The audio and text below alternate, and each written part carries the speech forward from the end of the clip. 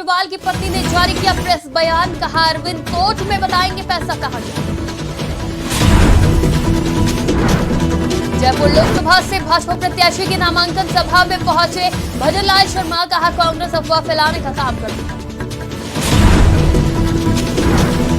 भाजपा नेता दिलीप घोष ने ममता बनर्जी को लेकर की टिप्पणी, तृणमूल कांग्रेस के प्रतिनिधि दल ने दर्ज कराई शिकायत। शिवसेना ने महाराष्ट्र की 4 सीटों के लिए प्रत्याशियों का ऐलान किया, कांग्रेस नेता संजय निरुपम ने जताया विरोध। पंजाब में आपको बड़ा झटका, सांसद सुशील रिंकू भाजपा में शामिल, विधायक शीतल अनुराग भी पार्टी छोड़ी।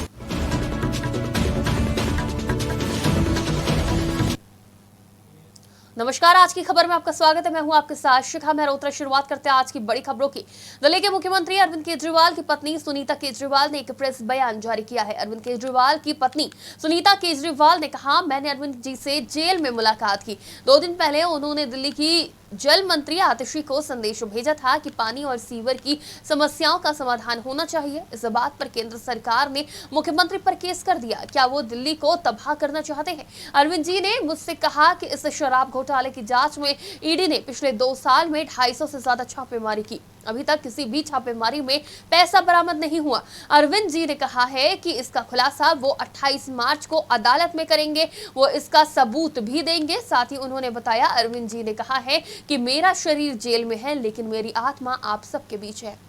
इस सो कॉल्ड शराब घोटाले की जांच में ईडी ने पिछले 2 साल में 250 से ज्यादा रेड मार लिए। वो इस सो कॉल्ड शराब घोटाले का पैसा ढूंढ रहे हैं। अभी तक किसी भी रेड में एक पैसा नहीं मिला। मनीष जी के यहाँ रेड मारी, संजय सिंह जी के यहाँ रेड मारी, सत्येंद्र जैन जी के यहाँ रेड मारी, एक भी पैसा नहीं मिला। हमारे यहाँ रेड मारी, मात्र 73,000 रुपए मिले। तो वो इस सो कॉल्ड शराब घोटाले का पैसा है कहाँ? अरविंद जी ने कहा है कि इसका खुलासा वे 28 मार्च को कोर्ट के सामने करेंगे। सारे देश को सच सच बताएंगे कि इस सो कॉल्ड शराब घोटाले का पैसा है कहाँ, उसका सबूत भी दे। जयपुर लोकसभा से भाजपा प्रत्याशी मंजू शर्मा की नामांकन सभा में सीएम भजन लाल शर्मा शामिल हुए। इस दौरान राजस्थान के मुख्यमंत्री भजन लाल शर्मा ने जनसभा को संबोधित करते हुए कहा, कांग्रेस के लोग चुनाव आते ही अफवाह फैलाने का काम करते हैं। उन्होंने कहा कि कांग्रेस ने झूठ और भ्रष्टाचार के अलावा देश और प्रदेश को कुछ नहीं दिया है। ये तुष्टीकरण के आधार पर चलते हैं, ये जनता सब जानती है। ये कांग्रेस के लोग जिस तरह की चुनाव आते ही अफवाह फैलाने का काम करते हैं, झूठ बोलने का काम करते हैं, इन्होंने सिवाय झूठ के और भ्रष्टाचार के इस देश को और प्रदेश को कांग्रेस ने कुछ नहीं दिया। कांग्रेस भ्रष्टाचार में आकर डूबी हुई है। इसकी कहानी भ्रष्टाचार से प्रारंभ होती है और भ्रष्टाचार पर जाकर के खत्म हो जाती है। ये तुष्टीकरण के आधार पर चलने वाले हैं, ये तुष्टीकरण के आधार पर चलते हैं। ये ने भ्रष्टाचार तुष्टीकरण के आधार की एक सरकार, आपने देखा होगा पिछले दिनों जो सरकार थे उसने राजस्थान के अंदर किस तरह की काम किए थे। हम उनसे कहना चाहते हैं, हम चेतावनी भी आपको देना चाहते हैं और कहना भी चाहते हैं, आपने जो काम कराए आप भी ले आइए। आपने कितनी छोटी घोषणाएं की हैं, आपका पूरा का पूरा चिट्ठा राजस्थान की जनता को जहां हम जा रहे हैं बता रहे हैं कि किस जिले में आपने कितनी घोषणाएं की हैं और कितने काम आज तक प्रारंभ नहीं हुए। ना उनकी बात मैं क्या करूं, उनकी वित्तीय स्वीकृति की क्या चले, अभी उनकी प्रशासनिक स्वीकृति नहीं है और घोषणाओं के अम्मार लगा दिए।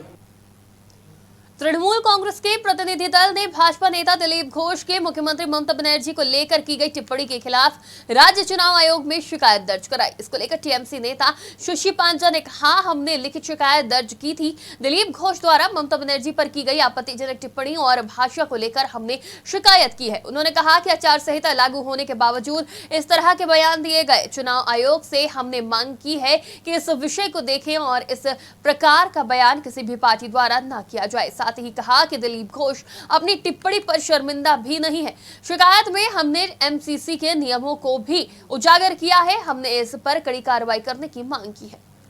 भाजपा के वर्तमान उम्मीदवार हैं दिलीप घोष, उनके विरुद्ध एक कंप्लेंट दर्ज किए हैं।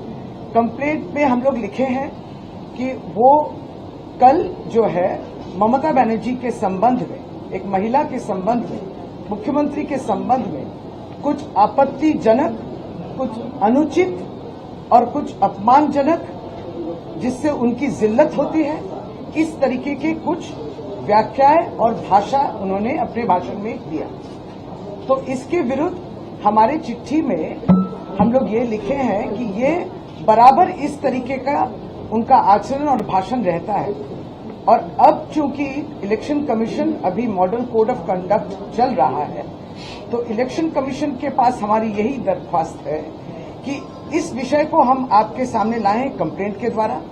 उसके संग ही संग हम लोग, उन्होंने जो वाक्याय प्रयोग किए हैं उनका पूरा वाक्याय जो है उसको भी हम लोग दिए हैं, वीडियो वगैरह सब कुछ, और उसके जो ट्रांसलेशन होती है उसको भी हम लोग दिए हैं, अनुवाद करके भी दिए हैं। और इसके बाद इस कंप्लेंट के बलबूते इलेक्शन कमीशन से हम लोग की कुछ मांगे हैं। शिवसेना ने महाराष्ट्र की 4 सीटों के लिए प्रत्याशियों का ऐलान कर दिया है, तो उधर कांग्रेस में भी बगावत शुरू हो गई है। कांग्रेस नेता संजय निरुपम ने कहा, शिवसेना ने मुंबई की 4 सीटों पर अपने उम्मीदवार घोषित कर दिए हैं। मुंबई की 1 सीट खैरात के तौर पर कांग्रेस के लिए छोड़ दी गई है। मैं इस फैसले का निषेध कर रहा हूं। उन्होंने कहा कि मैं शिवसेना का भी निषेध करता हूं और कांग्रेस के जिस नेतृत्व ने शिवसेना के साथ वार्ता की उसकी भी निंदा करता हूं। शिवसेना ने मुंबई उत्तर पश्चिम के लिए जो उम्मीदवार घोषित किया गया है उस पर भ्रष्टाचार का आरोप है। मैं ऐसे खिचड़ी चोर उम्मीदवार के लिए काम नहीं करूंगा। आज सुबह सुबह शिवसेना ने मुंबई की 4 सीटों पर अपने उम्मीदवार घोषित कर दिए हैं और मेरी जो जानकारी है 5वें सीट के उम्मीदवार भी वो कल परसों तक घोषित कर देंगे। मतलब मुंबई की 6 सीटों में से 5 सीटों पर शिवसेना लड़ेगी और 1 सीट खैरात की तरह कांग्रेस के लिए छोड़ दी गई। यह पूरा जो फैसला है कांग्रेस पार्टी को मुंबई में दफन करने वाला फैसला है।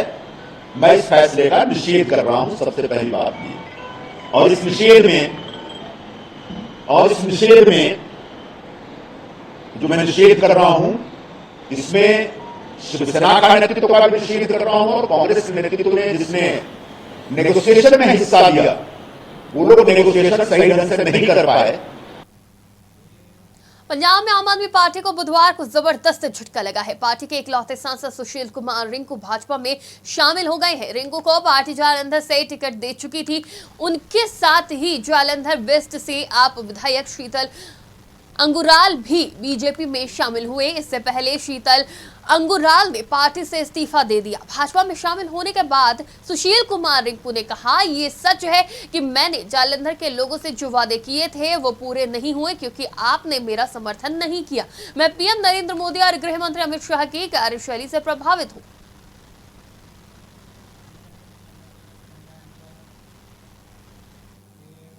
आज की बड़ी खबरों में फिलहाल इतना ही। देश और दुनिया की तमाम खबरों के लिए देखते रहिए आज की खबर।